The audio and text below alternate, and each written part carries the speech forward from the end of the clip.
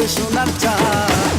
গাঞ্জা খাইয়া ভাবে নিজে বুদ্ধিমান, হায়রে গাঞ্জা খাইয়া ভাবে নিজে বুদ্ধিমান।